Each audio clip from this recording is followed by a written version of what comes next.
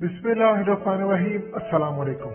इस वक्त open market में अमरीकी डॉलर का रेट तकरीबन 172 रुपए तक पहुंच चुका है और ब्लैक में कहीं किसी जगह 173 है, 174 है। और ऐसी जब सूरत हाल होती है तो डीलर हजरात जो अमरीकी डॉलर होते हैं उनको होल्ड कर लेते हैं। वो बेचते नहीं है, सिर्फ खरीदते हैं, क्योंकि उनको पता होता है कि रेट बढ़ना है तो 1, 2, 3 रुपए भी अगर बढ़ता है तो वो लाखों करोड़ों रुपया इजीली कमा लेते हैं। अब इस वक्त सूरत हाल ये पैदा हुई है कि अचानक जो इंटरबैंक का रेट इस वक्त तकरीबन 170 के करीब है, लेकिन मार्केट के अंदर रेट बढ़ चुका है। अब ये प्रॉब्लम क्या हुई है अचानक? एक तो तसलसल चलता आ रहा है, हकीकत टीवी ने आपको तफसीली बताया अफगानिस्तान की सूरत हाल ये वो, लेकिन अब इस वक्त जो हो रही है वो है पैनिक बाइंग हो रही है। पैनिक बाइंग से क्या मुराद है?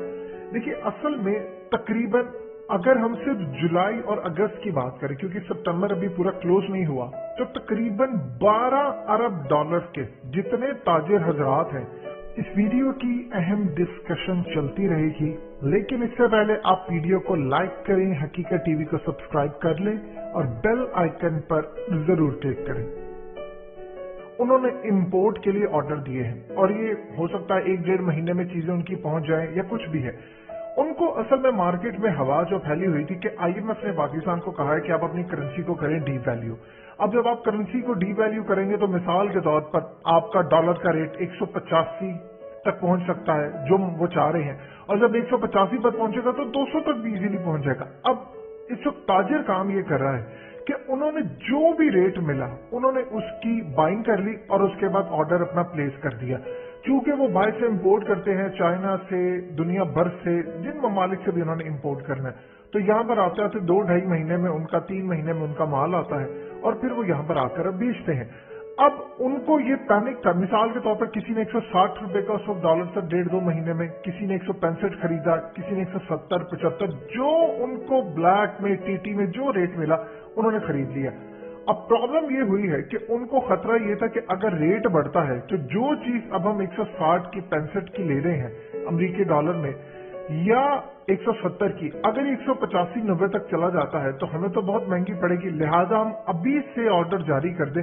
तो उन्होंने ऑर्डर जो दिया उससे 12 अरब डॉलर सिर्फ 2 महीने की हमने इंपोर्ट की है और तकरीबन 4.5 अरब डॉलर के लगभग हमने एक्सपोर्ट किया है। तो आप यहां से अंदाजा लगा लें कि 12 अरब डॉलर की इंपोर्ट की है और 4.5 अरब डॉलर की एक्सपोर्ट की है, तो तकरीबन 7.5 अरब डॉलर का इस वक्त जो डेफिसिट आ रहा है, जो असल में खसारा है, उसकी वजह से इस वक्त रेट बढ़ता जा रहा है। इस वक्त मार्केट में डॉलर की डिमांड है बहुत ज्यादा, क्योंकि इस वक्त ताजिर को ये लग रहा है कि किसी वक्त भी हालात खराब हो सकते हैं, आईएमएफ कुछ भी कह सकता है, बिल्कुल अनसर्टेनिटी है मार्केट के अंदर, मामला किसी भी वक्त खराब हो सकते हैं। लिहाजा उन्होंने पूरी तरह ये मामला अपने हाथ में ले लिया है। और देखिए, इस वक्त जो हमारी एक्सपोर्ट है तकरीबन 31 बिलियन डॉलर, ये तकरीबन आप समझ लीजिए 2013 में भी इतनी ही थी। असल मसला ये है कि अफगानिस्तान से जो पैसा जब अमरीकी वहां पर थे वो आता था, यहाँ पर ट्रेड होता था, अब यहाँ से पैसा अफगानिस्तान बहुत ज्यादा जा रहा है। देखिए, अब इमरान खान को इस बात का अच्छी तरह पता है कि ये डॉलर 180, 85 और फिर with the passage of time आसानी के साथ 200 तक जा सकता है। इसको रोकने का इस वक्त कोई भी सोल्यूशन हुकूमत के पास नहीं, मां सिवाय एक चीज के। देखिए, स्टेट बैंक ने तकरीबन 1.2 बिलियन डॉलर पिछले कई महीनों में हालिया रुपये को स्टेबल करने के लिए लगाया, इंजेक्ट किया, बॉन्ड बेचे, कुछ काम नहीं हो सका क्योंकि पैनिक बाइंग बहुत ज्यादा है, अनसर्टेनिटी बहुत ज्यादा है, समझ नहीं आ रही कि क्या कल होगा, परसों क्या होगा। आईएमएफ आपके कामयाब प्रोग्राम से लेकर दूसरी तमाम चीजें रोक रहा है, आपका बजट रोकता है। तो इस वक्त सूरत हाल मुकम्मल तौर पर आउट ऑफ कंट्रोल है। अब मिसाल के तौर पर जो एक्सपोर्टर है, जो वो चीजें एक्सपोर्ट करते हैं, उनकी मशीनरी, वो सारा कुछ वो इंपोर्ट उनको करना पड़ती है। यानी जो एक्सपोर्ट भी है असल में वो भी एक किस्म की, आपको समझ लीजिए, उसमें काफी हिस्सा बाद में इंपोर्ट भी होना है, क्योंकि ना तो हमारे पास किसी तरह का, हम मिसाल के तौर पर पेट्रोल इंपोर्ट करते हैं, diesel, wheat, sugar, cotton, T, machinery, iron, steel, palm oil, paper, कोई ऐसी चीज नहीं, बड़ी बड़ी मशीनरी हमने इंपोर्ट करनी होती है। तो इस पूरे खेल के अंदर हमारे पास मामला तो खराब है। इमरान खान को क्लियरली बता दिया गया है कि सोल्यूशन एक ही है, अगर आप सूद बढ़ाएंगे इसको स्टेबल करने के लिए, कि मार्केट मिसाल के तौर पर सूद क्यों बढ़ाया जाता है, सूद आप बढ़ाते हैं कि इन्वेस्टर जो होता है, अब किसी ने अमेरिका के अंदर से लट से किसी मुल्क के अंदर 1.5% सूद है, उसने वहां से कर्ज लिया।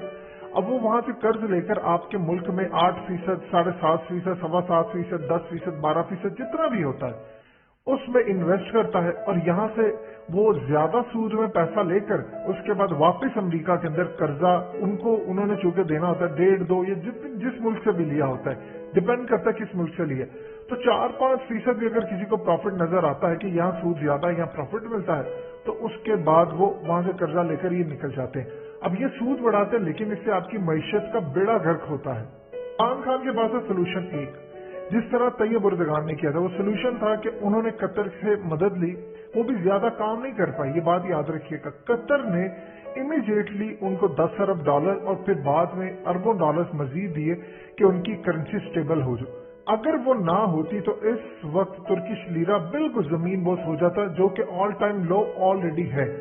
अब इमरान खान के पास सिर्फ एक सोल्यूशन है कि आप सबसे पहले जो काम आपने करना है कि किसी आप मुल्क से कहें कि वो आपके मुल्क में 10 अरब डॉलर, 5 अरब डॉलर या कुछ भी आपके मुल्क में रखवा दे, जिससे आपकी करेंसी स्टेबल हो जाए। इससे फायदा ये होता है कि कुछ अरसे के लिए आपका डॉलर का रेट गिर कर 160 तक आ सकता है, 155, 56, 57 यहां तक आकर स्टेबल हो सकता है।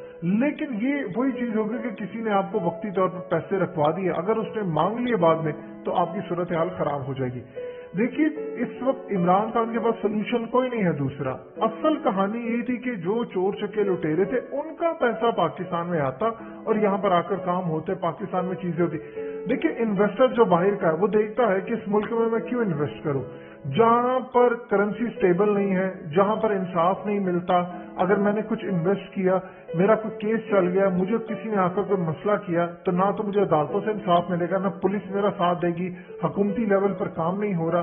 उसके अलावा खास तौर पर जितने अब बिजनेस जो इन्वेस्टर है वो ये देख रहे हैं वेट एंड सी की पॉलिसी की अफगानिस्तान का मैटर कहां तक जाता है। जब ऐसी सूरत हाल होती है तो अनएम्प्लॉयमेंट बढ़ती है।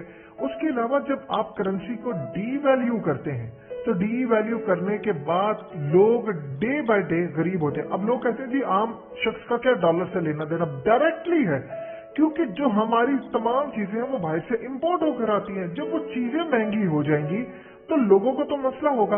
अब जब चीजें महंगी होती हैं तो महंगाई होती है, महंगाई होती है तो गुर्बत बढ़ती है, और इस गुर्बत की वजह से भूख जन्म लेती है, फिर क्राइम होते हैं। क्राइम होने के बाद मुल्क के अंदर फिर इन्वेस्टर भागता है। यहां पर आपको फाइनेंशियल इमरजेंसी लगानी पड़ेगी, आपको बहुत सारे काम करने पड़ेंगे। देखिए, एक चीज आप ध्यान में रखिएगा, अफगान तालिबान ने आकर अपने दुश्मनों को माफ किया है। अगर आपको लगता है कि आपके मुल्क में इंसाफ नहीं हो सकता, जो कि नहीं होता हुआ नजर आ रहा, ना आपकी पुलिस काम करती, कुछ भी ठीक नहीं हो रहा, तो बेहतर यह है कि आप जिन चोर चकों से पैसा लूट कर लाना चाहते हैं उनसे आप कहें कि आप अपना पैसा लें, आपको नहीं कुछ कहा जाएगा। यहां पर आप इन्वेस्ट करें ताकि मुल्क की करेंसी स्टेबल हो, और आप उन्हें कहें कि आपने जो भी काम करा उससे होगा क्योंकि जॉब्स क्रिएट होगी, क्योंकि आप 3-3.5 सालों में तो पैसा एक ढेला भी नहीं ला सके। तो आपके पास लास्ट ऑप्शन ये बचती है, या कोई एक आधा मुल्क आपको 10 अरब डॉलर, 5 अरब डॉलर, 8 अरब डॉलर दे, वो करेंसी रिजर्व में रखे जिससे आपकी स्टेबिलिटी हो। तीसरा हल कोई नहीं है। हकीकत टीवी को सब्सक्राइब करना मत भूलें, वीडियो को लाइक करें, शेयर करें और कमेंट सेक्शन में अपनी राय का इजहार जरूर करें।